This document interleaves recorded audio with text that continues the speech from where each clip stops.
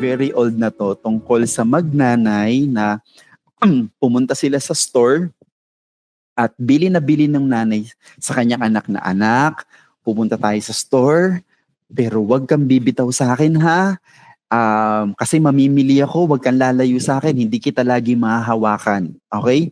Guys, napunta sila dun sa store kung saan, naku po, ang daming nakakuha ng atensyon ng bata. Nalimutan na niya yung kanyang nanay. Iwan at napalayo yung bata. Buti na lang meron dong security guard na nag-attend sa kanya. At bakit? So hindi na sila magkakita, hindi na alam nung nanay kung nasan yung kanyang anak, hindi na rin alam nung anak kung nasan yung kanyang nanay. Tinanong na lang nung security guard, o sige, ihatid ka na namin pa uwi.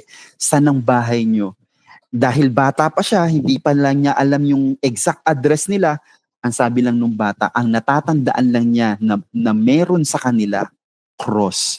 Sabi nung security guard, okay, so siguro malapit kayo sa simbahan. So dinala siya nung security guard na malapit sa simbahan, at nung nakita nila yung cross, alam na nung bata kung nasan yung bahay nila.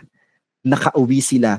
At nung nakauwi sila, yung mga tao sa bahay, tinawagan nila yung kanyang nanay at sinabing, nandito na yung anak mo, wag ka na mag-alala, umuwi ka rito. Guys, kapag we don't know where to go, kapag nawawalan na tayo ng direksyon, kapag nawawalan ka na ng lakas, kapag punong-puno na tayo ng takot at ng alala, wherever we are, always remember, we can go back to Him.